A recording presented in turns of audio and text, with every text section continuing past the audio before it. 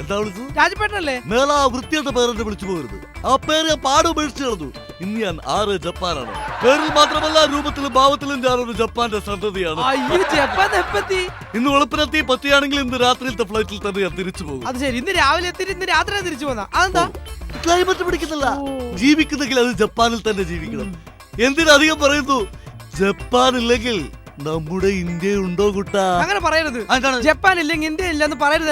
അത് ഞാൻ പറയും. കാരണം ഇന്ത്യയിൽ നിന്ന് ഉപയോഗിക്കുന്ന സകല ഇലക്ട്രോണിക് സാധനങ്ങൾ മുതൽ വീടിനടിക്കുന്ന പെയിന്റ് വരെ ജപ്പാൻ ബ്ലാക്ക് അല്ലേ? അതെല്ലാം ജപ്പാന്റെ സംഭാവനകളാണ്. അങ്ങനെയാണെങ്കിൽ ഒരു സംഭാവന കൂടി ജപ്പാൻ ഉണ്ടല്ലോ രായപ്പേട്ട. ആണോ?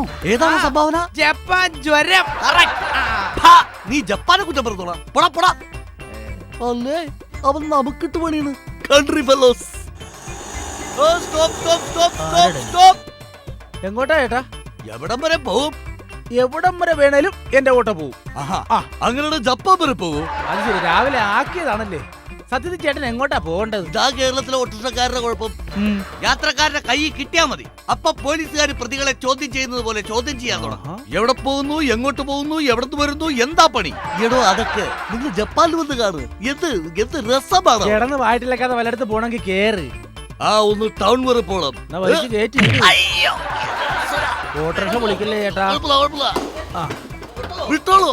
വിടാൻ പറഞ്ഞ പെട്രോൾ ഓടണം.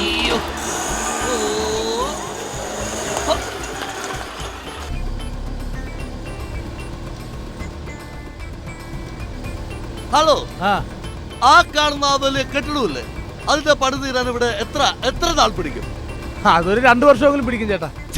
മാടിയന്മാർ ഇന്ത്യക്കാരുടെ കുഴപ്പമാണ്. ജപ്പാനിലാണെങ്കിൽ വെറും 1 വർഷം മതി അതൊരു വലിയ കെട്ടിടത്തിന്റെ പണി തീരാൻ. അതാണ് ജപ്പാൻ, അത്രയ്ക്ക് സ്പീഡാണ്. അതാണ് ജപ്പാന്റെ ടെക്നോളജി. ഭയങ്കര സ്പീഡാണ് ജപ്പാൻ. ഹലോ, ഒന്ന് ശ്രദ്ധിക്കണേ. ആ വലിയ പാലം കണ്ടോ?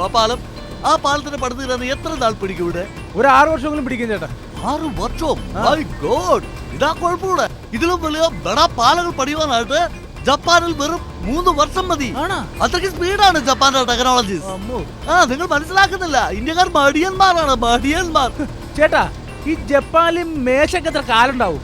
ജപ്പാനിൽ മേശക്ക് 4 കാല്. അതെങ്കിലും കറക്റ്റ് ആയല്ല. എങ്ങനെ 2 മേശക്കാണ് 4 കാല്? അത് പോട്ടെ, ഇവിടെ ഒരു സ്ത്രീ പ്രസവിക്കുവാനായിട്ട് എത്ര മാസം വേണ്ടി വരും? 10 മാസം. 10 മാസോ? ജപ്പാനിൽ വെറും 5 മാസം മതി. 5 മാസം. പിന്നെ വെറുതെ പുളുവടിക്കരുത് കേട്ടാ. പിന്നെ പോവിടുന്നു. പുളുവെന്നുള്ള ഞാൻ അനുഭവസ്ഥനാണ്. എന്റെ ഭാര്യ വെറും കല്യാണം കഴിഞ്ഞ 5 മാസം കൊണ്ടാണ് പ്രസവിച്ചത്. എന്നാ അതുപോലെ ചാപിള്ളായിരിക്കും. നോ, ചാപിള്ളൊന്നുമല്ല. നീ അവിടെ വന്ന് കുഞ്ഞിനെ ഒന്ന് കാണണം. ജപ്പാൻകാരന്മാര് നിൽക്കുക, അത്രയ്ക്ക് മിടുകനാണ് മിടുകൻ. എന്നാൽ അതെ, മെയ്ഡ് ഇൻ ജപ്പാനായിരിക്കും. അത് വേണ്ട, അങ്ങനെ വേണ്ട. സ്റ്റോപ്പ്. എനിക്ക് ഇവിടെ ഇറങ്ങിയാ മതി. നിർത്തിക്കോളൂ.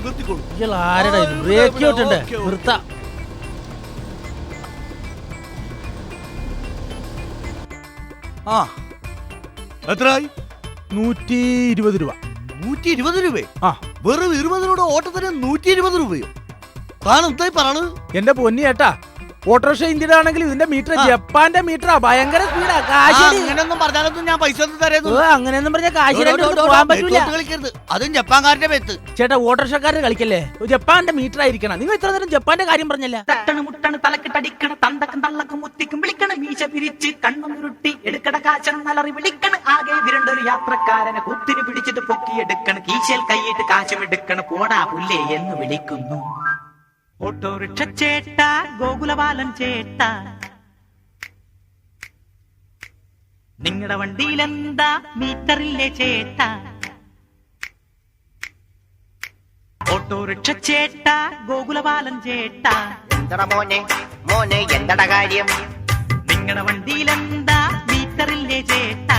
ഉണ്ടടാ മോനെ എന്തടാ കാര്യം? എങ്കിൽ പിന്നെ എന്താ തകരാറ്? ആ യാത്രക്കാരനെ വെറുതെ വിട്ടൂടെ?